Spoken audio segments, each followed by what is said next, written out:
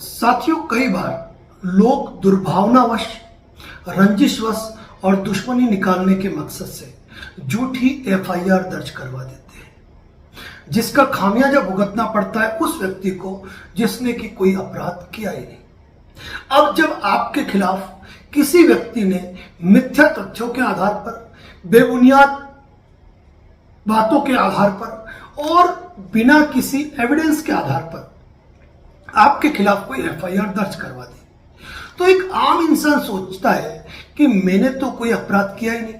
फिर मेरे खिलाफ एफआईआर है तो मुझे चिंता करने की आवश्यकता नहीं है, और वह शांति से बैठ जाता है कि जो होगा वह देखा जाएगा।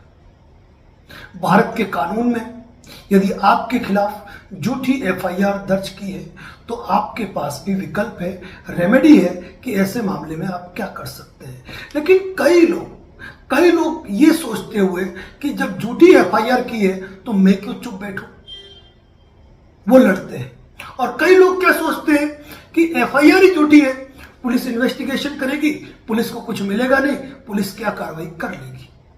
या फिर सामने वाला पक्ष कहता है कि मैंने जल्दी जल्दी में एफआईआर करा दी है,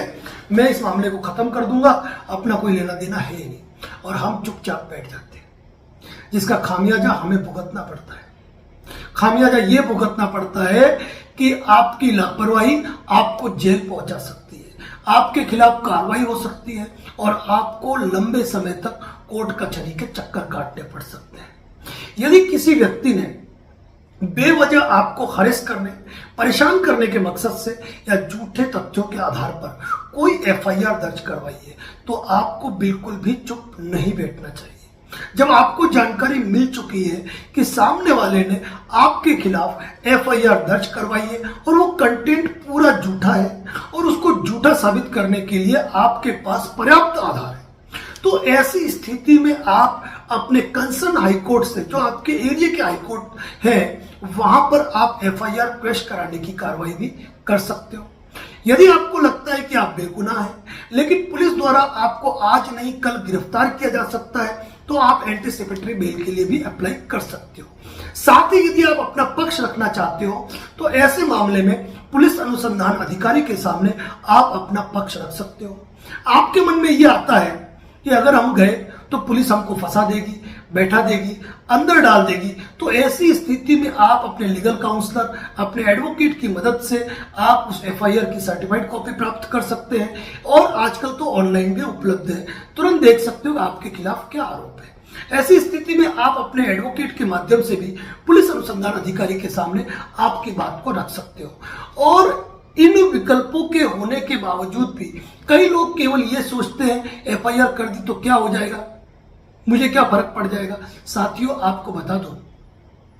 कि एक एफआईआर दर्ज होने के बाद यदि उसके इन्वेस्टिगेशन होता है और होने के अंदर यदि सामने वाला व्यक्ति कोई पर्याप्त साक्ष्य देता है या ऐसी स्थितियां बनती है जहां पर आप पर आरोप प्रमाणित होता है और आप इसी भरोसे रह जाते हो कि मैंने तो कुछ किया ही नहीं है, ऐसी स्थिति में आपकी गिरफ्तारी हो सकती है और गिरफ्तारी के बाद आपको जेल भी भेजा जा सकता है। इसीलिए जब भी कोई व्यक्ति आपके खिलाफ झूठी एफआईआर दर्ज कराता है तो आपको बिल्कुल भी लापरवाही नहीं करनी चाहिए। और कभी अगर आपको लगता है कि आप पुलिस थाने जा रहे हैं और पुलिस थाने पर अनुसंधान अधिकारी आपकी बात को नहीं सुन रहा है, आपके डॉक्यूमेंट को रिकॉर्ड पे नहीं ले रहा है, आप जो कहना चाहते हो स्टेटमेंट को रिकॉर्ड पर नहीं लिया जा रहा है, तो ऐसी स्थिति के अंदर आप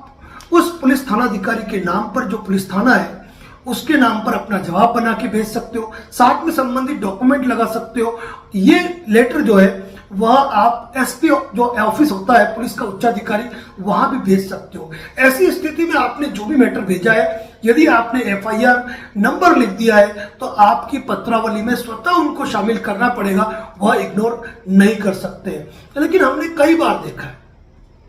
देखा है छोटे छोटे 2-2, 5-5 हजार के मैटर में जहां वास्तव में कोई अपराध हुआ ही नहीं है, जहां कोई एक्सटॉर्शन हुआ ही नहीं है, जहां उस प्रकार की घटनाएं हुई नहीं है, लेकिन उस प्रकार की एफआईआर दर्ज करवा दी जाती है और उस एफआईआर के अंदर उस इनोसेंट व्यक्ति को, जिसकी वास्तव में कोई भूमिका नहीं थी, वह कानूनी पचड़ों में फंस कर रह जाता है। साथ ही यहाँ पर यह जानना भी जरूरी है, यदि आपने कोई ऐसा अपराध किया है जिसमें कि 7 साल से कम सजा का प्रावधान है तो पुलिस को आपको 41A का नोटिस देना मैंडेटरी है और आपका जवाब भी लेना है। और इसके बाद यदि पुलिस को लगता है कि इस मामले में गिरफ्तारी की आवश्यकता है तो वह अपने सीनियर अधिकारी से परामर्श करके आपकी गिरफ्तारी भी कर सकता है, लेकिन उसके लिए 41A मैंडेटरी है। लेकिन आप इन कानूनों को ध्यान में रखते हुए अगर आप ये सोचते हो कि वो नोटिस सर्व करेंगे तब मैं मेरा डिफेंस करूंगा, मैं मेरी बात रखूंगा, तो ऐसी लापरवाही आपको नहीं करनी चाहिए, क्योंकि एक एफआईआर आपके जीवन को बदल के रख सकती है। आपको 24 घंटे से अधिक यदि आप पुलिस कस्टडी या जुडिशियल कस्टडी में रहते हो तो आपके पुलिस वेरिफिकेशन रिपोर्ट पर भी एक नेगेटिव इंपैक्ट जाता है, जिसमें आपको सावधान रहने की जरूरत है। इसीलिए जब भी किसी व्यक्ति ने आपके खिलाफ कोई झूठी एफआईआर या झूठी कंप्लेंट दर्ज करवाई है, वहां पर आपको सावधान होना है और सावधान होकर आपको अपना पक्ष रखना है। और इस मामले के अंदर अपने क्षेत्र के या आपके जो परिचित एडवोकेट है, आपको उनसे राय लेनी चाहिए और इस मामले में जो सामने पुलिस अनुसंधान अधिकारी है उनके सामने भी आपको अपना पक्ष रखना चाहिए। इसी प्रकार के अपडेट के लिए बने रहे हमारे चैनल पर। धन्यवाद। जय हिंद, जय भारत, जय मेवाड़।